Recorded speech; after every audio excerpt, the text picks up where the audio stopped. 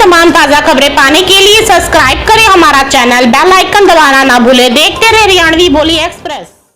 नमस्कार जी, हरियाणवी बोली एक्सप्रेस में आप सबका स्वागत है। मैं हूं बिंदर शर्मा और कैमरामैन मुकेश के साथ। और आज हम आए हैं गांव बादशाह में, जो कि हल्का इंद्री में पड़ता है, जिला करनाल में। हमारे साथ हैं अमित बादशाह। मैं तो कहूँगा कि पहचान की ज़रूरत नहीं है, क्योंकि एक लॉकडाउन के दौरान जब पूरा देश प्रदेश घरों में बैठा था, उस टाइम ज़रूरतमंद गरीब परिवारों को ज़रूरत थी। उस टाइम अमित बादशाह की बात करूं, उन गरीब परिवारों के बीच में खड़ा उतरा और उनको राशन तक पहुंचाया।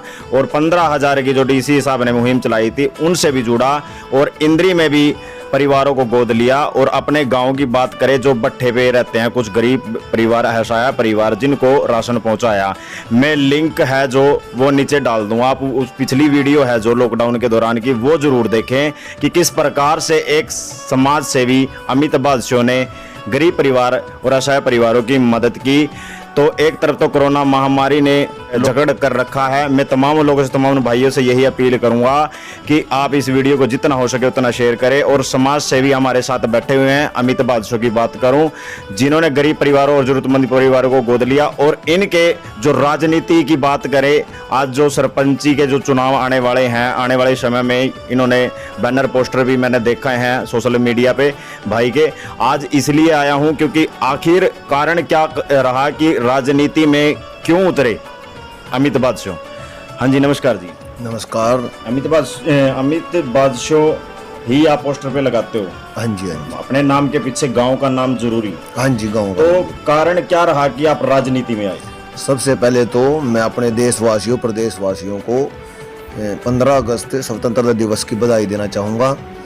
और ये जो राजनीति का, जो सरपंची का मेन कारण है, जो मेरे बड़े बुजुर्गों का आशीर्वाद मिला और मेरे युवा साथियों ने जो मुझे कहा कि आपने पहले भी लॉकडाउन में भी गरीब परिवारों की मदद की है और आप ही आगे सरपंच बनकर हमारे गांव का विकास कर सकते हैं। और अगर भगवान ने चाहा मुझे सरपंच पद मिला तो मैं अपने गांव का बढ़ चढ़कर विकास करूंगा।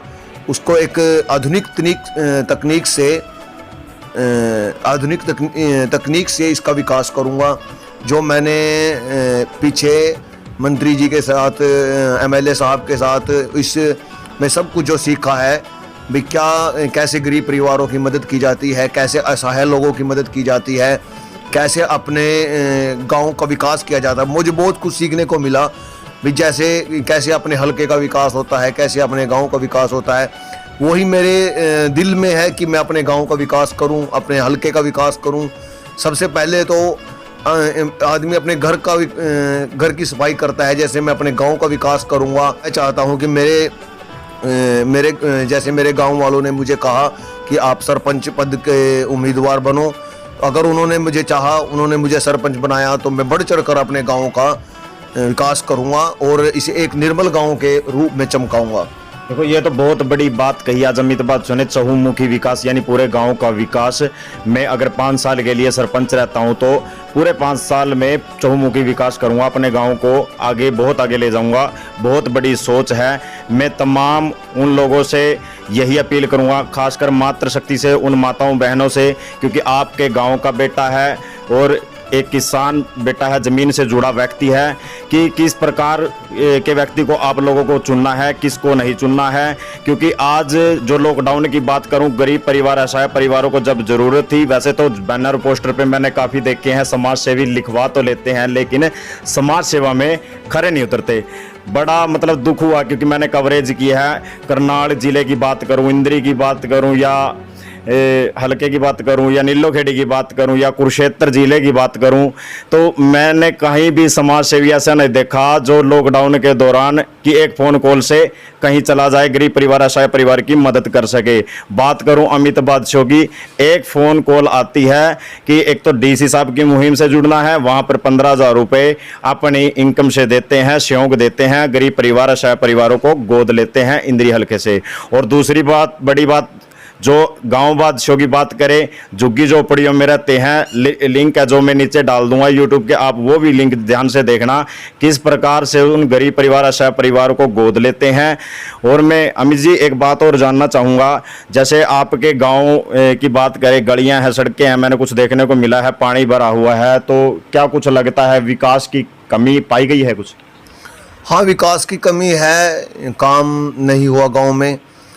जैसे कहीं पानी खड़ा है, कहीं कबाड़ है, गलत है। मतलब मैं चाहूँगा एक युवा सोच, एक यंग ब्लड का एक फ़र्क होता है, तो मैं चाहूँगा कि मेरे गांव वाले मेरा साथ दें, तो उसके बाद मैं जो काम करता हूँ वो सबके सामने होगा भी अच्छा कितना काम करूँगा। एक तरफ कोरोना महामारी ने लोगों को घेर रखा है, झड़क रखा है, तो मैं अमित जी जानना चाहूँगा कि क्या कुछ युवाओं से अपील करोगे, आम जनता से अपील करोगे, हल्का वासियों से क्या कुछ अपील करोगे, घर पे रहने की या हाथ वगैरह धोने की, क्या कुछ अपील करोगे?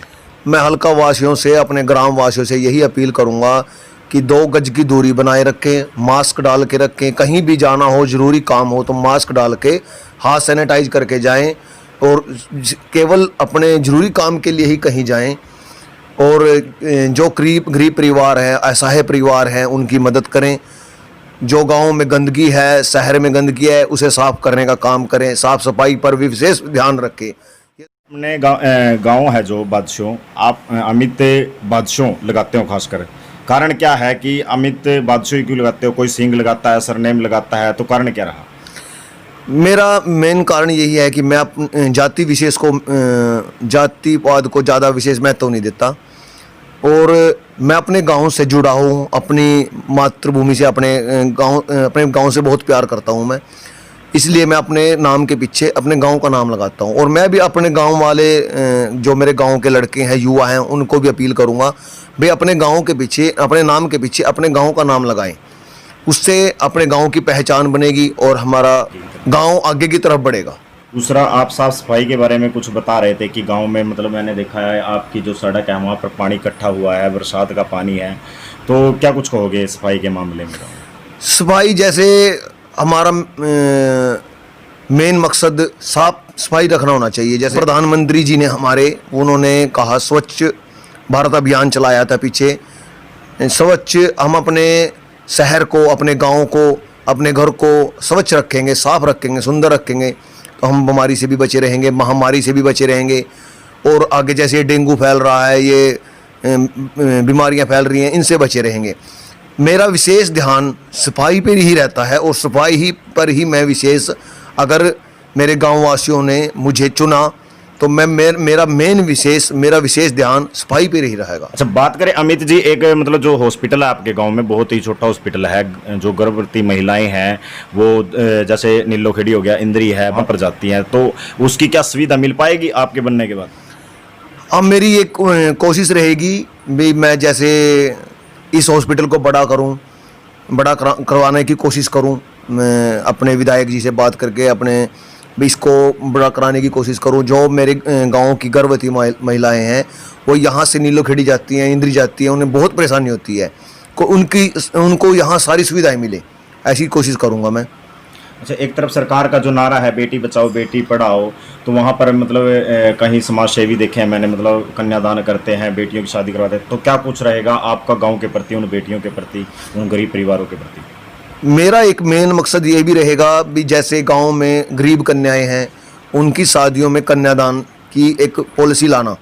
जैसे 11,000 21,000 जो भी होगा वही अपनी तरफ से योगदान दूंगा, और एक निश्चित राशि तय करा दूंगा भी जिससे हर गांव में जो भी गरीब कन्याएं हैं उनकी शादी में एक कन्यादान योजना चले।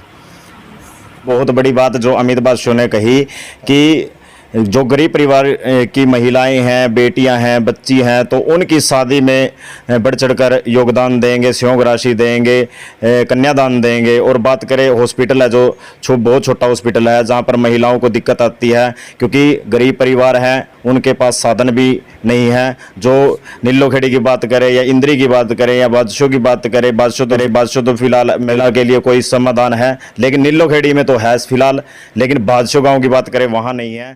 तो अमित जी, बात करें जो ये प्रेरणा कहाँ से मिली आपको, जो आप गरीब परिवार आशा परिवार की मदद कर रहे हो, लॉकडाउन की बात करें और वैसे भी बीच बीच में भी आशा गरीब परिवार की मदद करते हो, तो कहाँ से प्रेरणा मिलती है? ये प्रेरणा मुझे विधायक जी के साथ रहने से, ये सरकार में इनके साथ घूमने से पता लगा भाई हमें गरीब परिवारों की मदद करनी चाहिए, असहाय परिवारों की मदद करनी चाहिए। कुछ साल पहले मेरे गांव के सरपंच थे देवेंद्र जी, वो मेरे ताऊ जी थे। उन्होंने भी कभी भी किसी भी गरीब व्यक्ति को परेशान नहीं होने दिया, कभी भी। मेरे पापा जी थे, वो भी एक गरीब वर्ग से जुड़े हुए थे, गरीबों का विकास करने में लगे हुए थे, एक किसान थे, जितना उनसे होता था उतना करते थे। तो आज मैं यही अपील करूंगा अपने गांव वासियों से कि मुझे एक मौका दें ताकि मैं अपने गांव का विकास कर सकूं, अपने गांव में साफ सफाई और एक गरीबों के लिए खड़ा हो सकूं, गरीबों की मदद कर सकूं। ये तो बहुत बड़ी बात है कि सरपंच जो बनते हैं, पदाधिकारी पद ले लेते हैं, लेकिन वो कहीं ना कहीं मेरे को तो नज़र नहीं आए। लॉकडाउन के दौरान किसी गरीब परिवार, असहाय परिवार की बात करें, वहाँ पर ज़रूरतमंदों को ज़रूरत थी उस वक्त। वैसे तो आज बैनर और पोस्टर में सोशल मीडिया पे देख लो समाज सेवी लिखा पाएगा, लेकिन बहुत बड़ी दुख की बात है कि जब ज़रूरतमंद गरीब परिवारों को ज़रूरत थी उस टाइम कोई भी समाज सेवी सामने नहीं आया। आज बैनर पोस्टर की बात करें, वहाँ पर लिख जरूर लेते हैं ईमानदार कर्मठ समाज सेवी। बड़ी शर्म की बात है, लेकिन लिखने से समाज सेवी नहीं होता। लॉकडाउन के दौरान खासकर बादशाह गांव से एक बात कहूँगा, आपके गांव का पढ़ा लिखा है। और अमित बादशाह की बात करूं, जो अमित है आपका गांव का व्यक्ति है, ज़मीन से जुड़ा व्यक्ति है, और किस प्रकार से इन्होंने गरीब परिवार की बात करूं, असहाय परिवार की बात करूं, उनकी मदद की है। तो आपको देखना है किसको चुनना है, किसको नहीं। मैं तमाम उन लोगों से, तमाम उन भाइयों से यही अपील करूँगा, इस वीडियो को जितना हो सके उतना शेयर करें। बात करें राम कुमार कश्यप विधायक की, जो हल्का इंद्री से है, वो प्रेरणा अमित जी को वहां से मिली, किस प्रकार गरीब परिवार, असहाय परिवार की मदद करनी चाहिए। तो बने रहे खास खबर के लिए हमारे द्वारा।